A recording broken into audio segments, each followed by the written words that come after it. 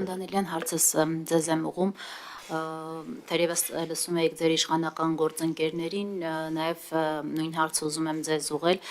ի վերջո դուք ինչպես եք տեսնում այս եկեղեցի իշխանություն, հակամարտության հանգուցալուծումը, ի վերջո իրավիճակը ավելի է լարվում, ինչ որ տեսանյութեր են արդեն հրապարակվում, որոնց մասին վստահ եմ նաև դուք տեղյակ եք,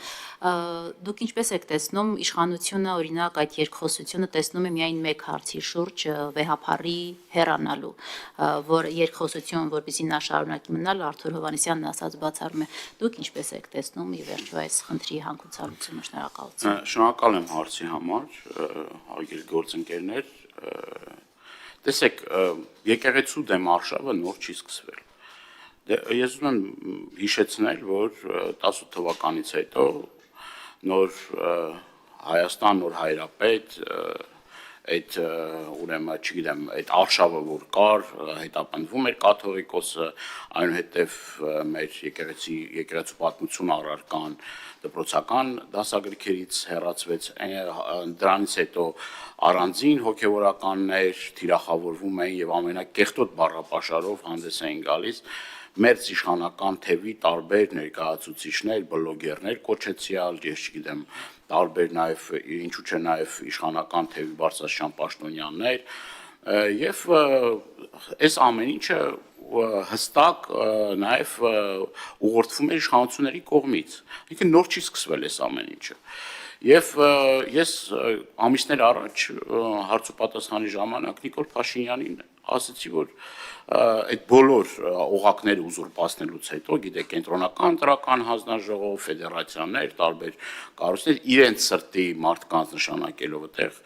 այդ պաշտոնը, գիտեք, կենտրոնական ընտրական հանձնաժողովի նախագահը ոնց ընտրվեց եւ այլն, չեմ ուզում դրա մասին շատ խորանալ, ասի հաջորդը լինելու է եկեղեցին։ Նիկոլ Փաշինյանը ցանկություն ուներ շատ մեծ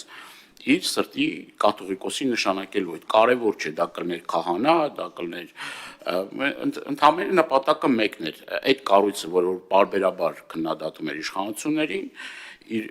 պարբերաբար էլ չենք, մի քանի անգամ եղել է այդպիսի գնահատականներ եւ Նիկոլ Փաշինյանը հաշտ չէր այդ իրողության հետ։ Եվ այս արշավը, որ եկեղեցու հետ ասում են եկեղեցին չուրանացել են եւ այլ, այսինքն հստակ ասածս այն է, որ հստակ ուղղորդում ա եղել իշխանությունների կողմից։ Ես ուզում նաեւ ձեզ հիշեցնել սահմանադրությամբ եկեղեցին անջատ է պետությունից, այսինքն պետությունը չպետք է միջամտի եկեղեցու գործերին, դա օրենքով արգելված է։ Եվ նաեւ ուզում եմ ձեզ հիշեցնել,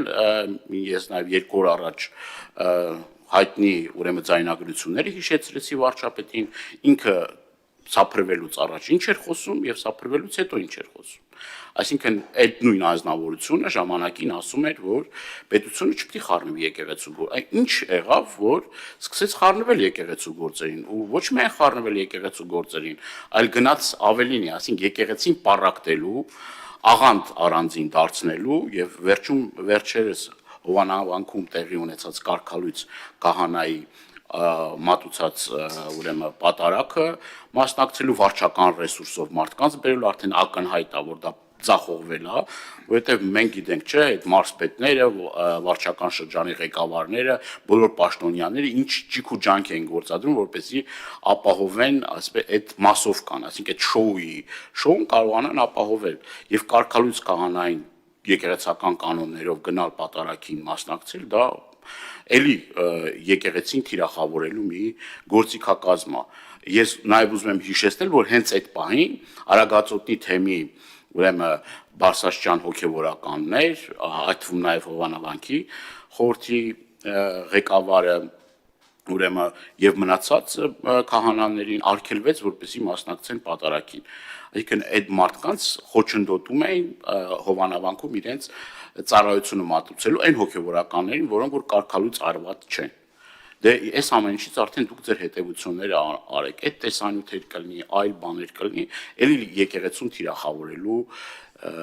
գործընթացի մեջ։ Ես հարցում եմ, դուք ինչպես եք հանգուցալուծումը տեսնում, ինչ ճանապարհ եք տեսնում։ Հանգուցալուծումը մեկն է, պետք է հրաժարվեն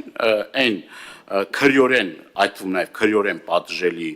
գործելավոճից, որը որ ընտրել է իշխանությունը, այսինքն նույն կրոնական կազմակերպությունների մասին օրենքով էլի միջամտություն է դա էլի եւ իրավաբանները դրա հստակ ձևակերպումը տվել են, ասել են պիտի ձեռք քաշեն այս գործելավոճից։ Սա խայտարակ, սա մի գործընթաց է, որ մեր ազգին խայտարակում է, ինչ նշանակում թեմաներ կա պիտի բացենք եւ այլն մեկ մյուս։ Եթե եկեղեցում կան խնդիրներ, այդ խնդիրները պիտի լուծվեն հստակ ընթացակարգով, ոչ թե այս մեր սրտի, չգիտեմ, սրբազանն է կամ այն մեր սրտի կաթողիկոսն է, ասենց ասենք կամ նենց ասենք։ Խնդիրը հստակ պիտի ձևակերպենք։ Իշխանությունները պետք է հրաժարվեն այդ գործելավոճից, որը մեզ տանում է պառակտման, հերթական բաժանարար գծեր ստեղծելու։ Սա ոչ մի լավ տեղ չի տանելու։ Առանց այն էլ մեր հասարակությունը առավել քան պառակտված է, առանց այն էլ շատ ու շատ խնդիրներ կան, որ տեսեք,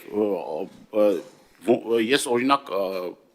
նույն ընտանիքի ներսում տեսնում եք, չէ, նույն կարգալույծ արած քահանայի եղբայրը սարկավակ մասնակցում է Էջմիածնում պատարագին, դեմ է իր հարազատ եղբոր վարած քաղաքականությանը, այսինքն այս պառակտումները, այս բաժանարար գծերը պիտի վերացվեն, բայց իշխանությունը հստակ գնում այդ ճանապարհով, այդքան էլ ճիշտ։